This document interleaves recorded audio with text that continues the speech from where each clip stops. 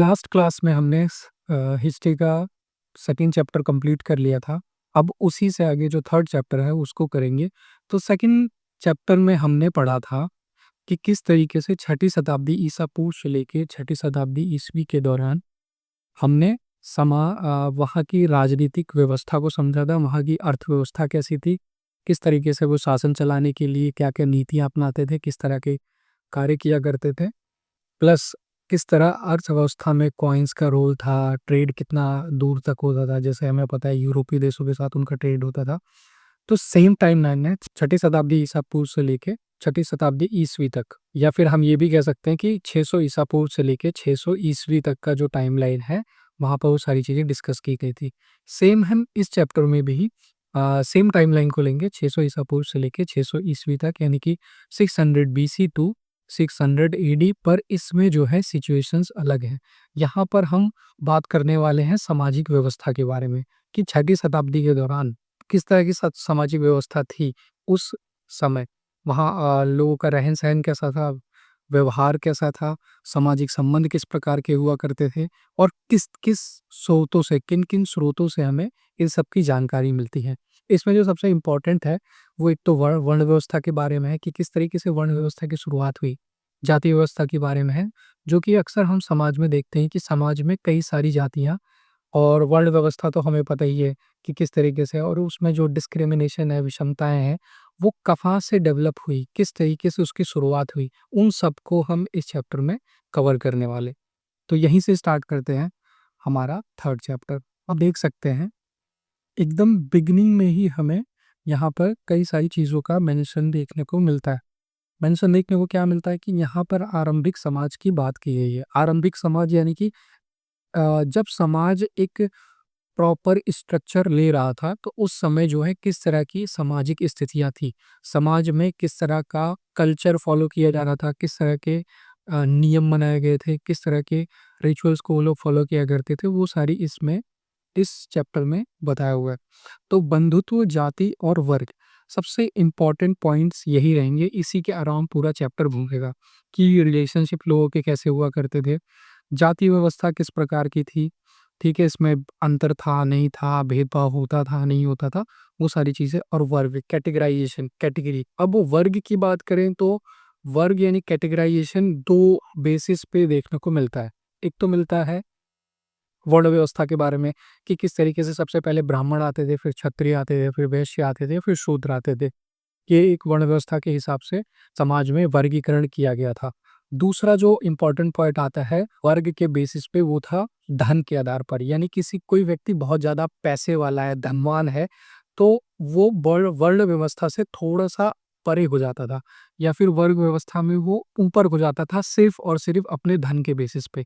यानी कि कोई व्यक्ति धनवान है और वो शूद्र है या निम्न जाति का है, तो भी उसको समाज में रिस्पेक्ट मिलेगी, प्लस उसको उतना ज़्यादा एक तरीके से टॉर्चर नहीं किया जाएगा जातिवाद के आधार पर और वर्ण व्यवस्था के आधार पर, क्योंकि वह धनवान है। तो धन जो है शुरू से एक फैक्टर रहा है, प्राइम फैक्टर रहा है, डिस्क्रिमिनेशन को दिखाने के लिए भी और उससे बचने के लिए भी, मतलब भेदभाव से बचने के लिए भी और भेदभाव को दिखाने के लिए भी। आज भी लोग जो है सोसाइटी में हम ऐसा देखते हैं कि लोग एक व्यक्ति को दूसरे व्यक्ति से डिस्क्रिमिनेट इस बेसिस पे कर देते हैं कि व्यक्ति कितना धनवान है या नहीं है। तो दोनों ही चीज़ें हैं, जाति व्यवस्था के आधार पर तो जाति भेदभाव देखने को मिलता ही है, लेकिन धन के बेसिस पर भी ये चीज़ें देखने को मिलती हैं। वहीं से स्टार्ट करते हैं, छठी शताब्दी ईसा पूर्व से लेके छठी शताब्दी ईस्वी के मध्य जो है आर्थिक राजनीतिक जीवन में अनेक परिवर्तन आए। अब यहाँ पर समझने वाली बात ये है कि वो चेंजेस थे क्या? परिवर्तन था क्या? 2 इम्पोर्टेंट परिवर्तनों की बात की गई है इस चैप्टर में, जो कि आज के टाइम पर भी हम देखते हैं। पहला ये था कि सामाजिक विशिष्ट समुदायों का उदय हुआ। विशिष्ट समुदाय कौन से थे? शिल्प विशेषण के, यानी कि शिल्प विशेषज्ञों का उदय होना। शिल्प विशेषज्ञ वो थे जो क्राफ्ट्समैनशिप थी, यानी कि वर्ण व्यवस्था में सबका काम तो डिसाइडेड ही था, वो हम आगे और अच्छे से डिस्कस करेंगे। लेकिन यहाँ पर जो समझने वाली बात है कि शिल्प विशेषज्ञ उन्हें कहा जाता है जो क्राफ्ट्समैनशिप करते थे। मिस्त्री हो गए, मूर्तियाँ बनाने वाले हो गए, बर्तन बनाने वाले लोग हो गए, आभूषण बनाने वाले लोग हो गए, जो कि बहुत बारीक और महीन काम किया करते थे, जो कि हर व्यक्ति नहीं कर सकता। तो इस तरह का एक पूरी कैटेगरी उभर के आती है जो उस समय देखने को मिलती है। तो ये लोग ज़्यादातर क्षत्रियों के लिए, वैश्यों के लिए, धनवान लोगों के लिए, ब्राह्मणों के लिए काम किया करते थे, जो इनको अफ़ोर्ड कर पाते थे। क्योंकि लग्ज़रियस चीज़ें जितनी भी बनाई जाती थी, वो शिल्प कार्यों के द्वारा ही बनाई जाती थी, उत्पन्न की जाती थी। तो वो था। दूसरा था संपत्ति के असमान वितरण का पता चलता है। जैसा कि अभी हमने जस्ट डिस्कस किया कि संपत्ति का असमान वितरण जो है कितना ज़्यादा डिस्क्रिमिनेशन सोसाइटी में डिवाइड क्रिएट करता है, और जो चैप्टर है वो भी समाज पर ही बेस्ड है। तो उस केस में हम समझ सकते हैं कि उस समय जो है किस तरीके से धन की विषमता, यानी कि धन में जो अंतर है, कोई अगर व्यक्ति अमीर है और गरीब है उसके बीच में जो डिफरेंस है, वो जितना ज़्यादा होगा उनके साथ उतना ही ज़्यादा भेदभाव होगा, और वो किस तरीके से समाज में व्याप्त था या फैला हुआ था, वो आप इस चैप्टर में समझेंगे। फिर इन सब चीज़ों के बारे में पता कैसे चलता है? मतलब ग्रंथों से हमें जो है विषमताओं का भी पता चलता है उस समय की, प्लस जो है ग्रंथों से ही हमें जो है उस समय के नियमों, मानदंडों का भी पता चलता है कि किस तरह के सोसाइटी ने नियम बनाए थे, कैसे बनाए थे, वो भी हमें उसी से पता चलता है। एक तरफ नियम कैसे बनाए गए, वो पता चलता है, और कैसे फॉलो किया जाता है, वो भी पता चलता है। तो नियम बनाने के लिए सबसे इम्पोर्टेंट बुक जो उस समय यूज़ में लाई जाती थी, वो मनुस्मृति थी। जिसे उसी समय 200 ईसा पूर्व से लेके 200 ईस्वी के दौरान लिखा गया था। 2200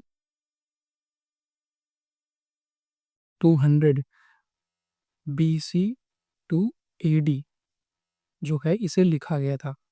तो मनुस्मृति का निर्माण हुआ था उसी समय।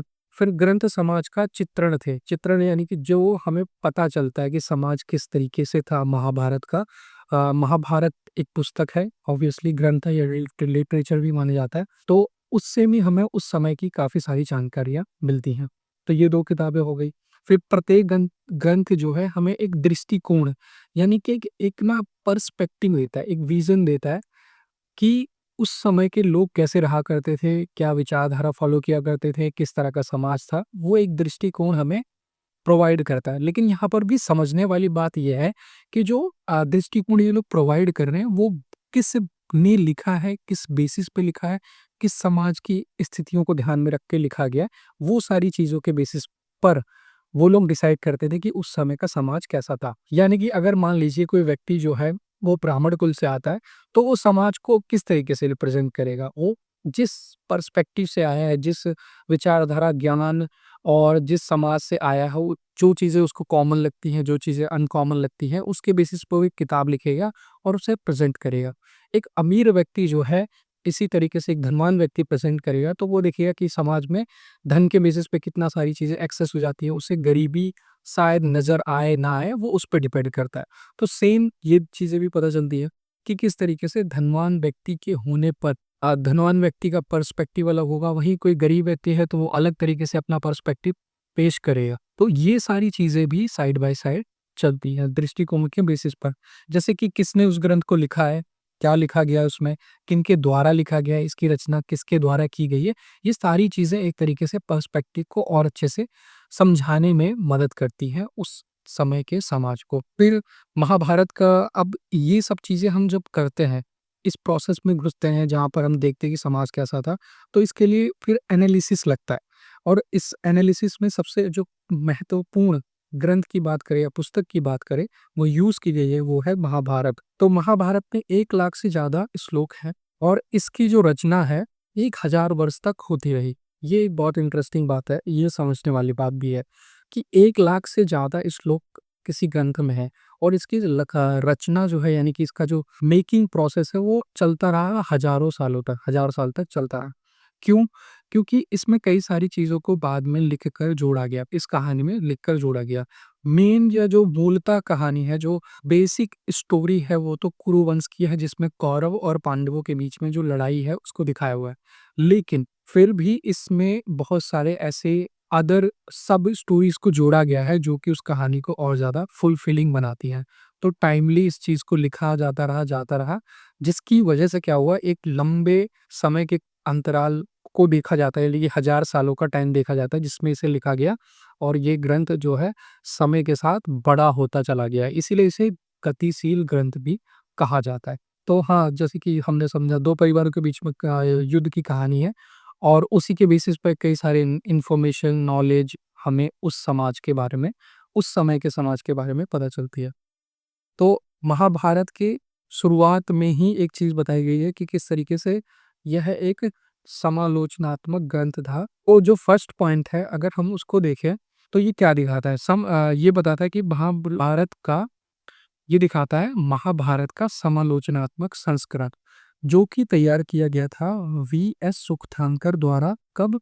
1919 में। तो ये वह समय था जब इस ग्रंथ का समालोचनात्मक संस्करण तैयार किया गया और ये एक बहुत ज़्यादा एक तरीके से महत्वाकांक्षी योजना के रूप में बताया हुआ है कि किस तरीके से ये बहुत ज़्यादा इम्पोर्टेंट परियोजना थी, प्रोजेक्ट था जिससे हम बहुत सारी चीज़ें छठी शताब्दी ईसा पूर्व से लेकर छठी शताब्दी ईसवी यानी कि आरंभिक समाज के बारे में जान पाए। तो इसके अलावा हम वहाँ से शुरू करते तो इन्होंने प्रोसेस क्या स्टार्ट किया, इन्होंने क्या किया जिससे हमें पता चला ये एक महत्वाकांक्षी परियोजना बनी और शुरू हुई। अगर उसकी बात करें तो इस महत्वाकांक्षी परियोजना की शुरुआत जो है महाभारत की पांडुलिपियों को एकत्रित करने से होती है। यानी कि महाभारत की जितनी भी पांडुलिपियां थी उसको एकत्रित किया गया देश भर से, जहां जहां भी महाभारत की पांडुलिपियां पाई गई हैं वहां से इसे एकत्रित किया गया। अब इस प्रोसेस में कई सारी चीज़ों का ध्यान रखा गया। पहला कि सभी जो पांडुलिपियाँ हैं वो संस्कृत भाषा में हों, हस्तलिखित हों। पांडुलिपियों का मतलब ही होता है हाथ से लिखी हों और इसे देश के अन्य हिस्सों से मंगाया गया और सिर्फ स्पेसिफिकली संस्कृत भाषी पांडुलिपियों का ही इस्तेमाल किया गया। ये 3 बातें हैं जो हमें याद रखनी है। फिर उसके बाद इसमें फिर इन्होंने क्या किया, अगला जो प्रोसेस था उसमें उन्होंने श्लोकों का जो चयन है, यानी कि हमें पता है महाभारत में कई 18 अध्याय हैं और हर अध्याय में कई सारे श्लोक हैं। तो उसी बेसिस को ध्यान में रखते हुए उन्होंने उन श्लोकों का चयन किया, यानी कि श्लोक्स थे उनमें उन्हीं श्लोकों का चयन किया जो सभी पांडुलिपियों में पाए गए। यानी कि जितनी भी पांडुलिपियां देश भर से मंगाई गई थी उनमें जो सिमिलर श्लोक्स थे उनको कलेक्ट किया गया, उनको सेपरेट किया गया और उसके बेसिस पर फिर स्टडीज को आगे बढ़ाया गया। तो इस पूरे प्रोसेस को करने में उनका जो प्रकाशन था, यानी उन्होंने जो किताब छापी वो 13,000 पेजेस की किताब थी, यानी पृष्ठों की किताब थी जो अनेक खंडों में प्रकाशित की गई और इस पूरे प्रोसेस को जो है 45 वर्ष लगे। तो अब जब इस किताब को छाप लिया गया, इसमें जो है कई सारी बातें सामने आई। जैसे कि जो इसमें से जो 2 मुख्य बातें जो सामने आई वो ये थी, कई सारे संस्कृत के पार्ट्स में जो है समानता पाई गई थी। मतलब कि संस्कृत के कई सारे पाठों में एक ही बात बार-बार रिपीट हो रही है। ठीक है? दूसरी बात जो स्पष्ट हुई कि क्षेत्रीय प्रभेद यानी कि स्थानीय कहानियों का स्थानीय टिप्पणियाँ कह सकते हो या स्थानीय कहानियों को भी या सब स्टोरीज को उनके साथ जोड़ा गया था। यानी कि जो महाभारत की मेन कहानी है, उसमें स्थानीय कहानियों को भी जोड़ा गया था। अब यहाँ पर समझने वाली बात है जो क्षेत्रीय या स्थानीय वर्ड यूज़ किया गया है, उसका मतलब क्या है? जो क्षेत्रीय और स्थानीय वर्ड यूज़ किया गया है, वो बताता है कि किस तरीके से हर क्षेत्र की हर क्षेत्र में जब महाभारत को लिखा गया, तो उन्होंने कुछ उस क्षेत्र की कहानियों को भी उसके साथ जोड़ दिया ताकि लोग उसे और अच्छे से समझ पाएँ, उनकी अंडरस्टैंडिंग बेटर हो सके। यानी कि कहानी में थोड़ी दिलचस्पी आए, इंटरेस्ट क्रिएट हो। तो इसलिए जो है लोगों ने अपनी मेन स्टोरी के साथ सब स्टोरीज़ को भी जोड़ दिया। 13,000 पृष्ठों में से आधे से अधिक जो एनालिसिस पेश किया गया था, उसमें यही प्रभेदों का ब्यौरा दिया गया है। यानी कि जो भी हमें वो मिला है, उसमें बताया हुआ है कि ये कहानी इस क्षेत्र की है और इसको फिर कहाँ महाभारत में जोड़ दिया गया। यानी कि अगर मान लें महाभारत की कहानी ऐसा सीधी चल रही है, तो इसमें इस तरीके से क्षेत्रीय कहानियों को जोड़ा गया और महाभारत की कहानी आगे बढ़ती है। तो कुछ ऐसा था महाभारत की कहानियों में या महाभारत के विश्लेषण में। फिर यहाँ पर एक चीज़ और लिखा हुआ है कि संवाद, द्वंद्व और मैत्रेय दोनों ही चित्रित होते हैं। कहने का मतलब क्या है कि जो महाभारत की जो कहानी है उसमें डिफरेंसेस भी देखने को मिलते हैं, अंतर भी देखने को मिलता है। प्लस जो है उसमें एक समरूपता भी देखने को मिलती है। मैत्रेय का मतलब होता है सिमिलैरिटी और यूनिटी, उस तरीके से तो वो दोनों ही चीज़ें इसमें देखने को मिलती है। तो महाभारत की कहानी में संवाद और मैत्रेय दोनों का चित्रण मिलता है, यानी कि सिमिलैरिटीज़ भी देखने को मिलती हैं। मैत्रेय का मतलब होता है सिमिलरिटी या यूनिटी, एकरूपता, समरूपता ऐसा आ जाएगा और दूसरा द्वंद्व यानी कि डिफरेंस भी देखने को मिलता है कि एक ही कहानी में डुअलिटी भी है, द्वंद्व भी है और दूसरी तरफ मतलब समरूपता भी है। मतलब कुछ कहानियों में डिफरेंसेस हैं, कहानियों में कुछ प्रभेद जो जोड़े गए हैं वो थोड़े अलग लगते हैं, लेकिन जो मेन कहानी है वो सेम है। तो ये चीज़ यहाँ पर पता चलती है। 19वीं और 20वीं सदी के इतिहासकार जो है सामाजिक जो इतिहास के मुद्दों का अनुशीलन करते समय इन ग्रंथों को सतही तौर पर इन ग्रंथों को समझने की कोशिश करते हैं और फिर ऐसा मानकर चलते हैं कि वास्तव में इन्हें जो बातें इस कहानी में बताई गई हैं, उन्हें वैसे ही एक तरीके से फॉलो किया जाता होगा। अब इसका क्या मतलब है कि वैसे ही फॉलो किया जाता होगा, जैसे कि महाभारत में हमने पढ़ा है, महाभारत में हमने हमें एक कहानी के थ्रू पता चलता है, महाभारत की कहानी से हमें ये पता चलता है कि यहाँ पर द्रौपदी के 5 पति थे। ठीक है, अब ऐसी कहानियाँ वास्तव में समाज में व्यवहार में लाई जाती होंगी। इसको लेकर जो इतिहासकार ये मानकर चलते हैं कि चलो हो सकता है कि ऐसा होता हो कि बहुपति प्रथा उस समय प्रचलन में रही हो या उसका इस्तेमाल होता हो। तो इस बेसिस पे हम इतिहासकार ये मानकर चलते हैं कि हो सकता है ये लोग इस तरह की चीज़ों को व्यवहार में लाया करते होंगे। फिर यहाँ पर लिखा हुआ है कि विद्वानों ने पाली प्रकृत पाली प्राकृत ग्रंथों के माध्यम से अनेक परंपराओं का अध्ययन किया। इसके अलावा जो चीज़ें थी, अलग तरह की परंपराएँ थी, उनको भी इन लोगों ने फ़ॉलो किया। फ़ॉलो किया उन लोग उन कहानियों को भी समझने की कोशिश की क्षेत्रीय अंडरस्टैंडिंग बनाने के लिए। उनमें क्या है, उससे भी कई सारी चीज़ों का पता चलता है और वो इस बेसिस पर वो इतिहास का पुनर्निर्माण कर पाते हैं। यानी कि जो पुरानी बातें थी, जो पुराना हमारा अतीत है, उसको समझ पाते हैं, उनको एक बेटर अंडरस्टैंडिंग के साथ देख पाते हैं।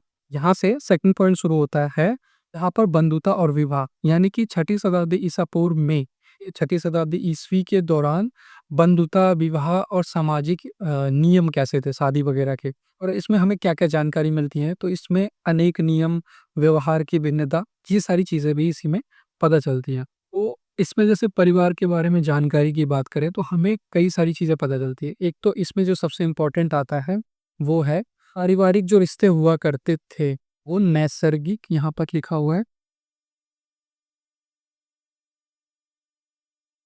और रक्त संबंधी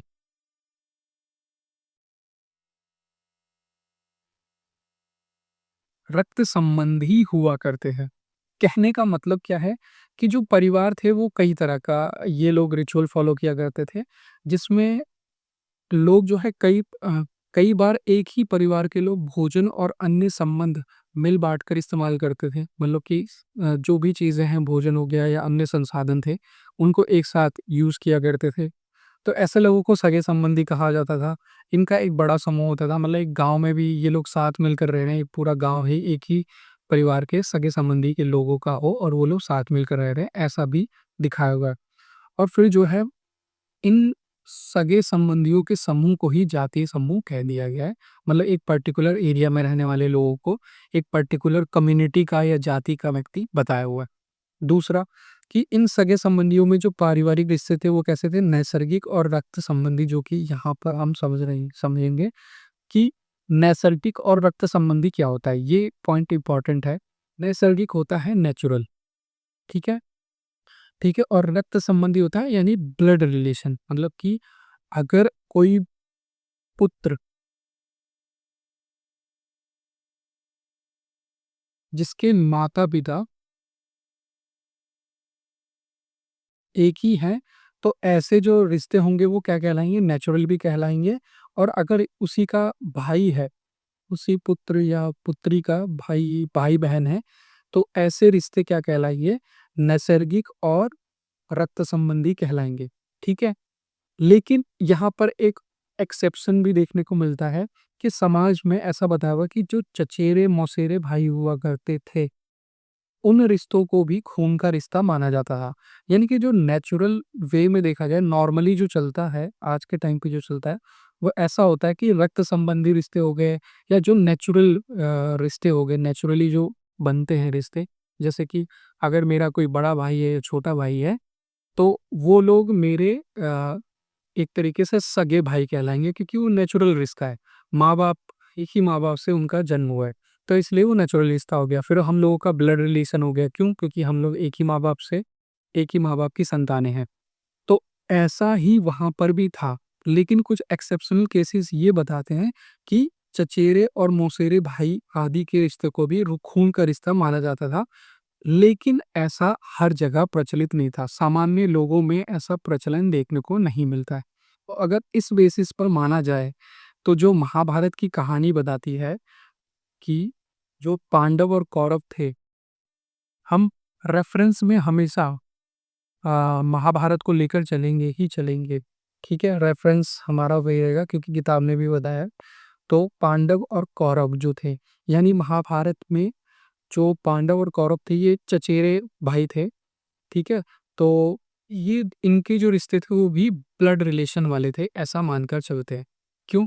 पांडवों में भीम, युधिष्ठिर, कर्ण और नकुल और सहदेव आ जाएंगे, और कौरवों में दुर्योधन और उसके 99 भाई आ जाएंगे। अब 99 भाइयों के नाम तो नहीं पता है, लेकिन हाँ, ऐसा मान के चलते हैं कि वो 100 भाई थे और वो सारे कौरव इसीलिए कहलाते थे। अब जो कौरव थे वो धृतराष्ट्र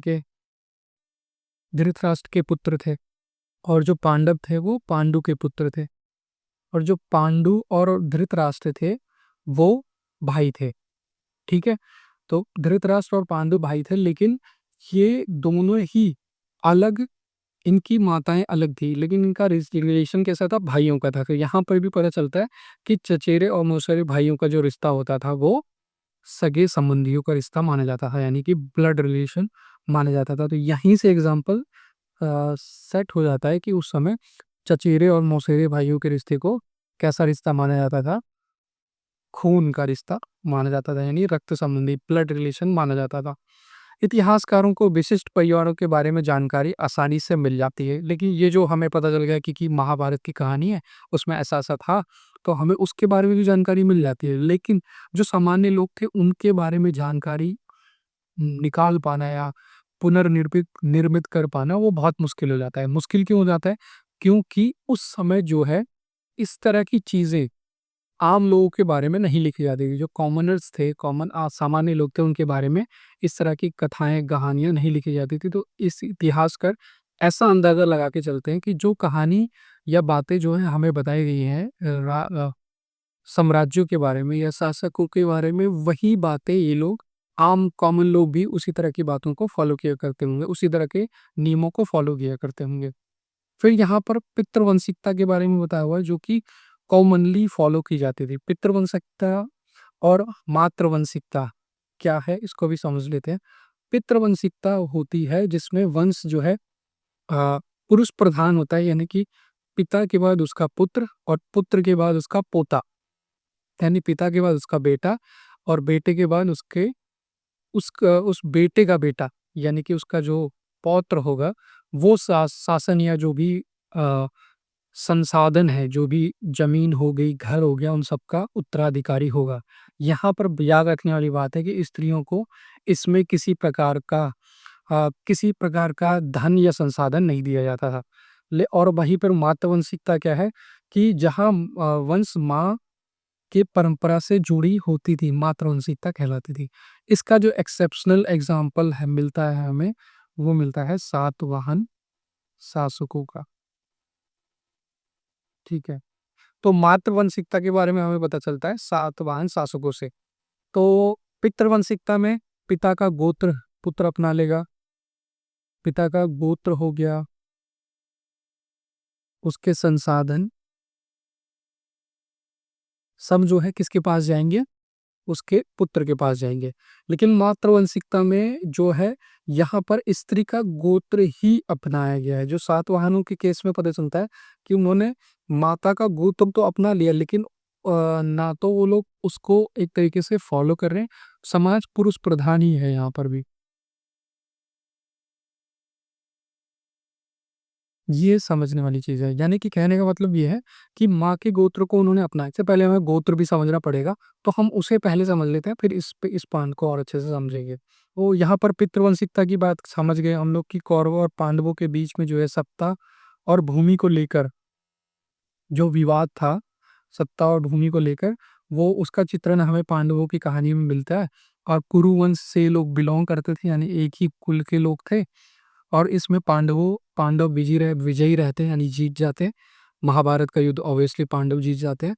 और उस पूरी कहानी में जो है पितृवंशिकता को ही महत्वपूर्ण माना गया है, और इसकी मुख्य कथा वस्तु, महाभारत की जो मुख्य कथा वस्तु भी इसी दिशा में आगे बढ़ती है, और इसी को आदर्श बताती है और सुदृढ़ बताती है, यानी कि समाज में पितृवंशिकता होनी चाहिए, ऐसा ये किताब बता रही है, और लोग इसको फॉलो करें, इस बेसिस पर सारी कहानी आगे बढ़ती है।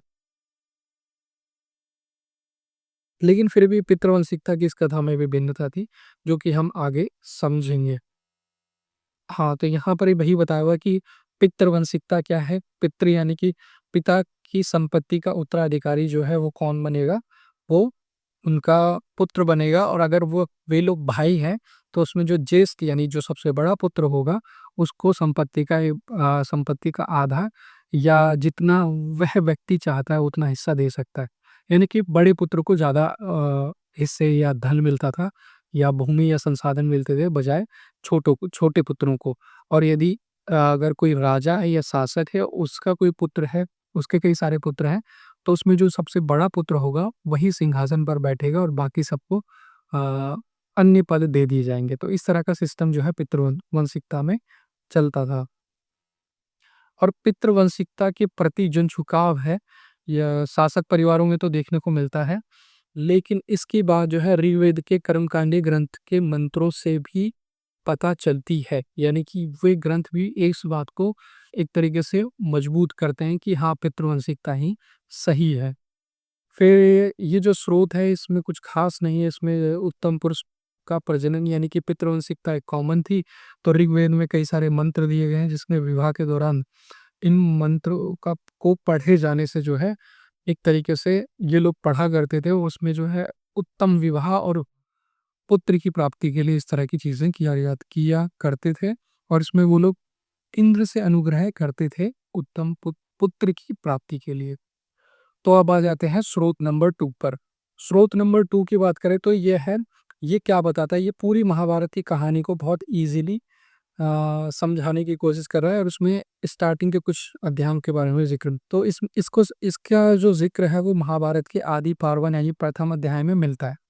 प्रथम अध्याय में बताया क्या है कि अ, पांडु और धृतराष्ट्र ये 2 भाई थे। इस स्रोत के अकॉर्डिंग माने तो पांडु और धृतराष्ट्र ये 2 भाई थे, और इनका एक और भाई था विदुर। तो ये लोग अलग-अलग माताओं से उत्पन्न हुए थे, यानी कि इनका जन्म अलग-अलग माताओं से हुआ था।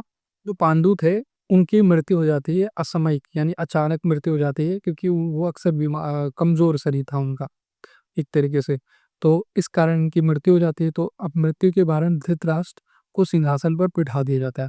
वैसे तो सिंहासन पर बैठने के आधार पर जो धृतराष्ट्र थे वो अयोग्य थे, क्योंकि वे अंधे थे, और एक एक शरीर से एक तरीके से शरीर से दिव्यांग व्यक्ति जो है सिंहासन पर नहीं बैठ सकता।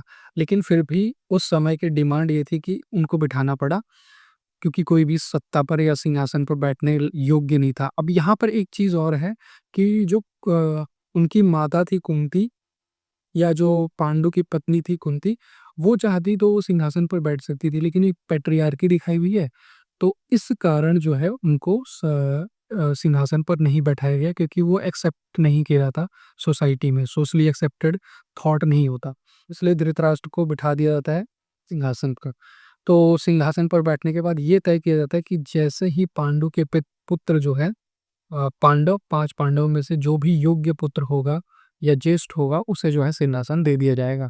और दूसरी तरफ जो है फिर ऐसा ही करते-करते सिंहासन चलता है। और जब एक समय के बाद पांडव और कौरव दोनों ही बहुत ज़्यादा मतलब एक तरीके से समय के साथ शिक्षा लेते रहते, वो लोग भी बड़े हो जाते हैं, और दोनों के बीच में, दोनों पांडवों और कौरवों जो भाई थे उनके बीच में ईर्ष्या बढ़ने लगती। पांडव जो है ज़्यादा सदाचारी थे, और वहीं दुर्योधन और उसके जो भाई कौरव थे वो उतने ज़्यादा सदाचारी नहीं थे। तो दोनों एक दूसरे को कम्पीट किया करते थे, दोनों एक दूसरे को कंपटीशन मानते थे, और दोनों के बीच में हमेशा कांटे की टक्कर बनी रहती थी, पांडवों और कौरवों के बीच में। ये चीज़ जो है कंटिन्यूसली चलती रहती है। फिर दुर्योधन कहीं ना कहीं ये समझ जाता है कि भविष्य में उसे धृतराष्ट्र का सिंहासन यानी कि अपने पिता का सिंहासन नहीं मिलेगा। क्यों? क्योंकि वो उसके हकदार तो पांडव हैं और शुरू से पांडव हर बात को काटते हुए ये बात रख देते हैं। तो इस बेसिस पर दुर्योधन तय करता है कि वो अपने पिता से आग्रह करता है कि वो उसके पिता सिंहासन छोड़ते और वो सिंहासन हमें मिल जाए, यानी कि दुर्योधन को मिल जाए। तो यहीं से फिर युद्ध की कहानी डेवलप होती है। क्यों? क्योंकि जो दुर्योधन और जो पांडव थे, दोनों ही सिंहासन चाहते थे, लेकिन मिल किसको जाता है? दुर्योधन को। तो इसमें दुर्योधन कई सारी चाल चल देता है, द्रुत क्रीड़ा वगैरह करता है, उसमें हरा देता है। तो एक बाय प्रोसेस वो पूरा जो है सिंहासन एक तरीके से जिसे कहते हैं ना, साम दान दंड भेद लगा के सिंहासन दुर्योधन हासिल कर लेता है। फिर वो उसी सिंहासन वो दोबारा हासिल करने के लिए युद्ध वगैरह का प्रोसेस शुरू होता है। तो वो था, वो हम थोड़ा बहुत इसमें ज़िक्र किया है। लेकिन मैं चाहूँगा कि एक्सपेक्ट करता हूँ कि आप लोग एक बार महाभारत की कहानी किसी भी तरीके से विजुअल रिप्रेजेंटेशन वीडियो वगैरह के थ्रू देख लें, ताकि इस चैप्टर को समझना भी आसान हो जाए, प्लस तो आपकी भी एक अच्छी अंडरस्टैंडिंग कहानी के थ्रू जो है समाज का जो प्रारूप है उसको समझने में मिले। और जो भगवत गीता का ज्ञान है, जो कि एक तरीके से मोस्ट इम्पोर्टेंट नॉलेज बताई जाती है, जो एनलाइटन कर सकती है लोगों को, भी आपको इसी से पता चल जाएगी। तो after 12th completing your exam, आप चाहे तो जब आपके पास एग्ज़ाम के बाद काफ़ी टाइम फ्री रहेगा, तो उस समय आप महाभारत की कहानी को भी अच्छे से समझ सकते हैं और किसी की हेल्प भी ले सकते हैं आप अपने बड़ों से, आपको ये इंटरेस्टिंग लगती है तो। बाकी समरीज़ तो हैं ही। तो ये था पूरा का पूरा प्रकरण पितृवंशिकता को समझाने का, और किस तरीके से जो है महाभारत के प्रारंभ होने या लड़ाई होने के रीजंस क्या थे, वो सब था। फिर सामाजिक व्यवस्था पर ही आ जाते हैं वापस। समाज में व्यवस्था तो थी, उस व्यवस्था में जो नियम थे, पुरुष प्रधानता थी, पितृवंशिकता थी, उसमें विवाह के नियम किस तरीके से बनाए गए थे उसको थोड़ा सा समझ लेते हैं। तो विवाह के नियमों की बात करें तो पितृवंशिकता में पैतृक संपत्ति के अधिकारी तो जो है उनके पुत्र हुआ करते थे, और विवाह का जो नॉर्मल जो नियम था ये था कि किसी एक ही गोत्र में शादी नहीं की जाएगी, गोत्र के बाहर किसी भी स्त्री से शादी कर दी जाएगी। अब यहाँ पर 2-3 बार क्या है, गोत्र आ चुका है, तो हम समझ लेते हैं गोत्र क्या है।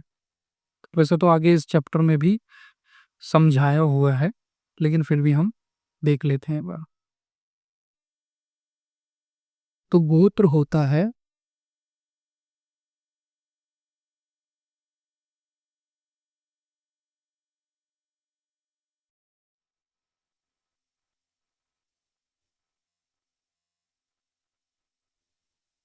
कि कोई भी व्यक्ति, यदि कोई ऋषि मुनि है, वो एक गांव में रहते हैं, तो उनके नाम से, ऋषि मुनि के नाम से एक गोत्र की शुरुआत हो जाती थी, ऐसा माना जाता था। ऐसे ही प्रारंभिक समय में इस तरह की चीज़ों को फॉलो किया जाता था। तो जो गोत्र होता था, वो किसी ऋषि मुनि के नाम पर रख दिया जाता था। यानी कि उनके नाम से जो है, को जैसे ऋषि व्यास, यदि हम मान लें ऋषि व्यास है, तो उनके नाम पर जो है गोत्र बन जाएगा। यानी कि उस कम्युनिटी में जितने भी लोग रहते हैं, उन सबके गोत्र का नाम क्या होगा? व्यास। ऐसा एक एग्जाम्पल है। असली में और भी कई सारे नाम, कई सारे ऋषि मुनि हुए, उनके नाम से गोत्र चलाए जाते थे। अब उनके गोत्र के अंदर जितने भी लोग आएंगे, वो सब होंगे क्या? वो सब भाई बहन होंगे। भाई बहन है, तो ऑब्वियसली भाई बहनों के बीच में विवाह तो होगा नहीं। तो इसलिए ये कहा जाता था कि गोत्र के, एक ही गोत्र के अंदर विवाह नहीं किया जा सकता, यानी कि गोत्र के बाहर ही विवाह करना उचित माना गया। ये एक तरीके से ब्राह्मणीय शास्त्र, ब्राह्मणीय ग्रंथ भी इसी को सपोर्ट करते थे, इस व्यवस्था को ही समाज में फैलाने की बात वो लोग करते थे। यानी कि एक गोत्र के अंदर विवाह नहीं होगा। और गोत्र कैसे बना करते थे? किसी कुल के ऋषि जो होते थे, उन्हीं के नाम से गोत्र चला करते थे, और फिर उनके जितने भी रिश्तेदार होंगे, जितने भी लीनिएज आगे बढ़ेगी, शादी के बाद जितने भी लोग इस गोत्र से जुड़ते जाएंगे, वो सब एक ही परिवार का हिस्सा बनेंगे। यानी शादी के बाद स्त्री का कोई गोत्र नहीं होगा, स्त्री का गोत्र भी वही गोत्र होगा जिसमें उसके पति का गोत्र है, जो उसके पति का गोत्र है। यानी कि पति का गोत्र ही स्त्री भी अपना लेगी, ऐसा ये लोग सिस्टम एक तरीके से फॉलो करते थे। यानी कि स्त्री का गोत्र कोलैप्स हो जाएगा और पति के गोत्र को ही कंटिन्यूअसली आगे बढ़ाया जाता रहेगा। तो एक कुल के व्यक्ति, एक को कुल में रहने वाले लोगों का एक ही गोत्र होता था और इसी के बेसिस पर जो अंतर विवाह पद्धति है, उसको समाज सपोर्ट नहीं करता था। अब यहाँ पे विवाह के प्रकारों में ही बताया हुआ है अंतर विवाह, बहिर्विवाह, बहुपत्नी विवाह और बहुपति प्रथा। अंतर विवाह एक ही गोत्र के अंदर शादी, तो ऐसा प्रचलित नहीं था, लेकिन कई सारे कम्युनिटीज के लोग ऐसा किया करते थे। इसमें जो सातवाहन है वो इसका लिविंग एग्जाम्पल है। वो लोग, उन लोगों ने एक ही गोत्र के अंदर विवाह किया है। बहिर्विवाह यानी कि गोत्र के बाहर शादी। गोत्र के बाहर यानी कि एक ही गोत्र में शादी नहीं होगी तो दूसरा किसी भी गोत्र की स्त्री से उनका विवाह कर दिया जाएगा या पुरुष से उनका विवाह कर दिया जाएगा। ये सिस्टम फॉलो किया जाता था। अब इसके अलावा बहुपत्नी प्रथा और बहुपति प्रथा भी प्रचलन में थी।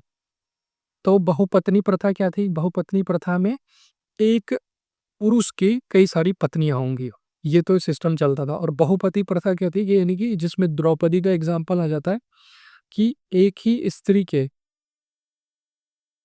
कई पति होंगे। फिर उसमें महाभारत की कहानी में उसको समझाया भी, एक्सप्लेन भी किया गया है कि क्यों ऐसा था। लेकिन ये जो प्रथा है ये ऑब्वियसली प्रचलन में नहीं थी। कई सारे इतिहासकार इसे जो है एक इमेजिनेशन मानते हैं, या बहुत क्रिटिकल सिचुएशन हो गई कि युद्ध में बहुत सारे लोग मर गए, तो इसलिए जो है लड़कियां पैदा नहीं हुई या बच्चे उत्पन्न नहीं हो पाए, तो उस कंडीशन में बच्चे कम हुए और लड़कियां और भी कम हुई, तो एक ही लड़की के कई सारे पति हो गए। यानी कि एक ही लड़के से कई सारे लोगों का विवाह कर दिया गया। लेकिन ये बहुत ज़्यादा क्रिटिकल सिचुएशन है। इसको हम ये मान कर चलेंगे ये नेग्लिजिबल ही है, हार्डली पॉसिबल है। यानी 100 में से 1 केस ऐसा देखने को मिल सकता है, जो कि महाभारत में मेंशन किया गया है। लेकिन अब इसके बेसिस पे ये माना जाए कि पूरा समाज ही वैसा था, तो ऐसा नहीं था। विवाह के नियमों में हमने समझ लिया कि गोत्र के बाहर विवाह होगा, उचित समय और उचित स्थान और व्यक्ति की कंडीशन देखकर उसकी शादी वगैरह कर दी जाती थी। और इसमें फिर कॉन्सेप्ट आता है कन्यादान का, जो कि आज भी पॉपुलर है कि पूर्व पिता जो है अपनी पुत्री को एज अ कन्या भेंट करेगा। तो इसी सिस्टम को कन्यादान कहा गया और इसे धार्मिक कर्तव्य के रूप में बताया हुआ है। यानी कि समाज में हर पिता जिसकी एक पुत्री है, उसका ये कर्तव्य बनता है कि वो अपनी बेटी का कन्यादान करे। उसकी एक तरीके से धार्मिक ज़िम्मेदारी मानी जाती है। तो इस बेसिस पे ये बताया हुआ है। फिर उसके बाद इस चुनौती के जवाब में ब्राह्मणों ने समाज में अनेक विस्तृत आचार संहिताएँ तैयार की। तो मतलब ये सारी चीज़ें तो हमें पता चली कि विवाह के नियम बना दिए इन्होंने, वर्ण व्यवस्थाएँ बना दी, सामाजिक नियम तय कर दिए, मानदंड तय कर दिए हैं। तो इस तरह की आचार संहिताओं को जो है पहले तो बनाया गया, फिर इस आचार संहिताओं को विशेष रूप से संकलन या एक तरीके से इसका पालन विशेष रूप से हो। तो इनको फिर क्या किया गया, धर्मशास्त्र और धर्मसूत्रों में, धर्मसूत्र और धर्मशास्त्रों नामक संस्कृत ग्रंथों में एक तरीके से संकलन किया गया, उन्हें लिखा गया प्रॉपर। और फिर एक इसी में महत्वपूर्ण ग्रंथ आता है यहाँ मनुस्मृति है, उसमें भी इस तरह के नियमों को लिखा गया, जो 200 ईसा पूर्व से लेके 200 ईस्वी के बीच लिखी गई थी। धर्मशास्त्र और धर्मसूत्र जो है 500 ईसा पूर्व से उनका कार्य एक तरीके से 500 ईसा पूर्व से उनको लिखा गया। उनको फिर कई सारे नियमों को उनमें संलग्नित किया गया, मतलब एक तरीके से प्रॉपर डॉक्यूमेंटेशन किया गया ताकि इसे फ्यूचर में भी लोग फॉलो करें। तो इस तरीके से ये सारी चीज़ें आई। अब इसमें जो है प्रॉब्लम बस एक ही आती है, जो जिसके कारण आज भी झगड़ा है या समस्याएँ हैं, वो बस ये है कि जो ब्राह्मण थे, उन्होंने इन सब चीज़ों को लिखा, अपने दृष्टिकोण से लिखा, ठीक है? तो इसमें जो भी नियम बनाए गए, उनका पालन हो, उस पर जो है एक तरीके से, या कोई भी व्यक्ति अपने जब नियम बनाता है तो अपने आप को सबसे ऊपर रखता है इस नियम से, ताकि जो है कोई समस्या है तो सबसे पहले लोग उसको ही अप्रोच करें, प्लस जो है उसको फेवर ज़्यादा मिल जाए, उसको फ़ायदा ज़्यादा मिल जाए। ये भी सारी चीज़ें रहती हैं, ये भी कई सारी चीज़ें रहती हैं, जिसकी वजह से आज भी इस पर विवाद बना हुआ है। लेकिन अब तो हम संविधान को फॉलो करते हैं, तो इस तरह के नियमों को एक तरीके से अभी भी ये सोसाइटी में फॉलो होती हैं। लेकिन किन नियमों को कानूनी तौर पर एक्सेप्ट नहीं किया जाता है। कानून अपने जो नियम है वो फॉलो करवाता है। ठीक है? अब ये बहुत डिबेटेबल पॉइंट है, बहुत सारी डिबेट हुई हैं, डिस्कशंस हुए हैं और लड़ाई झगड़े युद्ध तक हो गए, अलग तरीके से गृह युद्ध की स्थितियाँ भी बनी है। आरक्षण जैसे जो जितने भी मुद्दे हैं वो सब इन्हीं नियमों के आधार पर हैं। सोसाइटी में महिलाओं का दमन हो गया, उनके साथ जो दुर्व्यवहार हुआ, वो सब इन्हीं नियमों के कारण है। महिलाओं को घरों में रखा जाना चाहिए, उन्हें पर्दा करके रखना चाहिए, उन्हें बाहर जाने की अनुमति पुरुष से लेनी चाहिए, संसाधन इकट्ठे करने के अधिकार महिलाओं के पास नहीं होने चाहिए। ये जितने भी नियम हैं, वो सबका जो शुरुआत है, वो यहीं से आती है। मनुस्मृति, धर्मशास्त्र, धर्मसूत्र, इन्हीं ग्रंथों ने वो शुरुआती अ, एक तरीके से नियम बनाए और हो सकता है उस समय वो नियम सही रहे हों, उस समाज के लिए, उस सोसाइटी के लिए, लेकिन जब समाज बदलता है, समाज परिवर्तनशील है, वो बदलता रहता है और नए नियमों को भी अपनाया जाना चाहिए और जब नए नियमों को नहीं अपनाया जाता तो एक कॉन्फ्लिक्ट पैदा होता है। यानी कि नए और पुराने के बीच में जो एक लड़ाई चलती है, वो देखने को मिलती है। नई पीढ़ी पुराने नियमों को लेकर नहीं चलना चाहती और पुरानी पीढ़ी ये अपना कर्तव्य मान लेती है कि जो नए हमारे जो नियम हैं वो ही सही है और वो हम आने वाली पीढ़ियों को भी थोपे।